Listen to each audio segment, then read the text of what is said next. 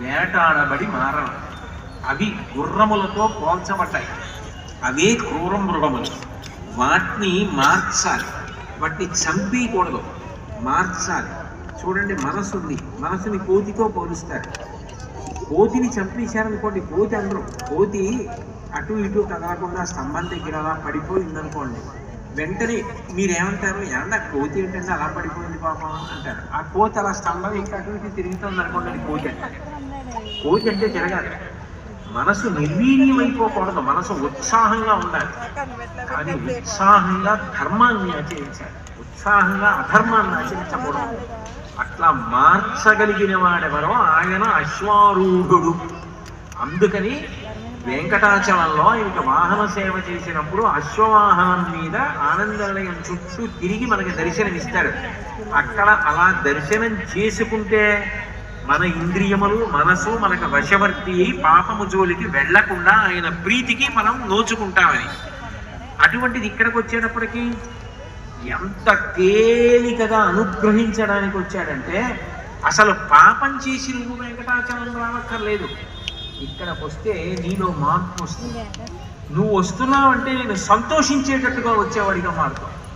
ఆ మార్పు జరగడానికి కేంద్రంగా ఈ కొండ ఉంచానన్నాడు. అందుకని గరుడాద్రి, గరుడు ఎవరు? మహాభారతంలో ఆది పర్వంలో గరుత్మంతుడి గురించి చెప్తారు. ఆతతపక్షమారుతరజకముపిత భూమితాచలపాత మహాన్నపుండు అని. ఆయన రెక్కలు కదుపుతుంటే అందులోంచి వేదనాదం వస్తుంది. గరుత్మంతుడు అంటే వేదం. వాహనాలు మీరు భగవంతుడివి చూస్తే విచిత్రంగా ఉంటాయి. పరమశివుడు వృషభ వాహనారూఢుడై వెళ్తాడు, విష్ణువు గరుడ వాహనం మీద వెళ్తారు. వాళ్ళకేం కార్లు లేవా, ఎవడు ఇచ్చేవాళ్ళు లేడా? ఎందుకు అలా వెళ్ళడం అంటే వేదమును అధిరోహించి వెళతాడు, వేదము మీద వెళతాడు అన్నదానికి సంకేతం. వేదం ఏం చెప్తుంది? ధర్మం చెప్తుంది.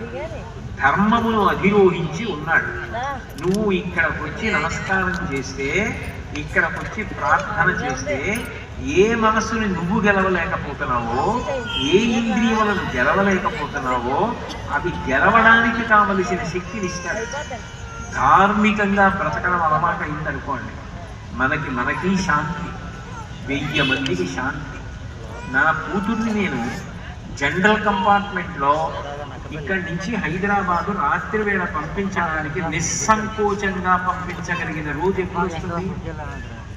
దేశంలో అందరూ ధర్మాన్ని ఆచరించిన నాడు. నా కూతురు అందరూ తన కూతురులా చూడటము అంటే అటువంటి ధార్మిక దృష్టి రావాలి. అప్పుడు శాంతి భద్రతలు నిలబడతాయి. ధర్మమే శాంతికి కారణం. ధర్మమే